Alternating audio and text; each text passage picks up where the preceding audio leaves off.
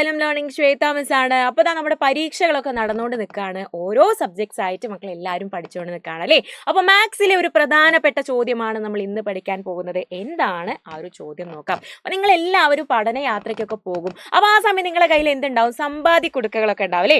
അതുപോലെ ഇവിടെ ഇതാ കുറച്ച് പേരുണ്ട്, കുറച്ച് കൂട്ടുകാരുണ്ട്. പ്രിൻസ്, നീതു, ഫാത്തിമ, ജാസ്മിൻ, ശ്രേയസ്, ഇവരുടെയൊക്കെ കയ്യിൽ എന്തുണ്ട് അറിയോ? സമ്പാദ്യ കുടുക്കകളുണ്ട്. അതിൽ എന്തുണ്ടാകും? അവരിങ്ങനെ പൈസകളൊക്കെ ഇട്ട് വെച്ചിട്ടുണ്ടാവും അല്ലേ. അപ്പൊ 100 രൂപ എത്രനാണ് ഇട്ട് വെച്ചത്, അതുപോലെ 10 രൂപ എത്രനാണ് ഇട്ട് വെച്ചത്, 1 രൂപ എത്രനാണ് ഇട്ട് വെച്ചത്, അങ്ങനെ നമ്മൾ ആകെ കണ്ടുപിടിക്കുക. ഇതാണ് നമ്മൾ ഇന്ന് ചെയ്യാനുള്ള ആക്ടിവിറ്റി അല്ലേ. സോ ആദ്യം തന്നെ നമ്മുടെ പ്രിൻസിന്റെ അടുത്ത് നോക്കാം. പ്രിൻസിന്റെ കയ്യിൽ 200 രൂപയാണ്, 200 റുപ്പീസ് ആണ് നമ്മളുടെ പ്രിൻസിന്റെ കയ്യിലുള്ളേ. അപ്പൊ എത്രയായിടാ?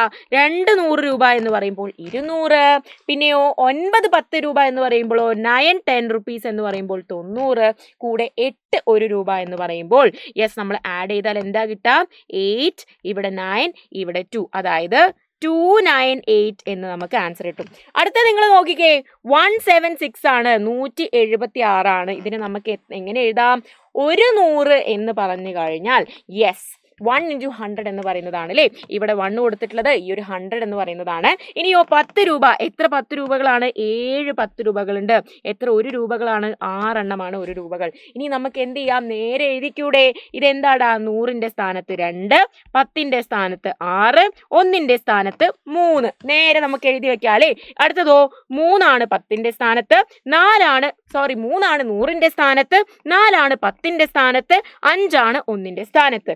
അതുപോലെ ഇവിടെയോ 5 ആണ് 100ന്റെ സ്ഥാനത്ത്, 8 ആണ് 10ന്റെ സ്ഥാനത്ത്, 9 ആണ് 1ന്റെ സ്ഥാനത്ത് എന്ന് നമുക്ക് കിട്ടും. ഇനി ഇവർ ചോദിച്ചൊരു ചോദ്യം നമ്മൾ എന്ത് ചെയ്യണം? നമ്മൾ ആൻസർ ചെയ്യണം. എന്താ നോക്കിയാലോ?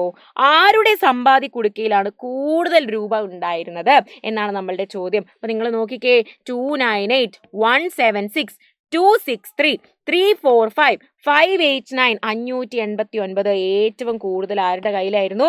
സോ ശ്രേയസിന്റെ കയ്യിലായിരുന്നു ഏറ്റവും കൂടുതൽ പൈസ ഉണ്ടായിരുന്നത്. ഓക്കെ അല്ലേ. അപ്പൊ നമ്മൾ എന്ത് ചെയ്യുക? നമ്മൾ ശ്രേയസിന്റെ പേര് എഴുതി വെക്കുക അല്ലെ. ശ്രേയസിന്റെ കയ്യിലാണ് ഏറ്റവും കൂടുതൽ ഉണ്ടായിരുന്നത്. അപ്പൊ യെസ്, ഇത്രയും കാര്യങ്ങളാണ് നമുക്ക് ഇന്നത്തെ ഈ ഒരു വീഡിയോയിൽ പറയാനുള്ളത്. നെക്സ്റ്റ് വീഡിയോ ആയിട്ട് മിസ് വീണ്ടും വരുന്നതായിരിക്കും. അതുവരേക്കും ബൈ.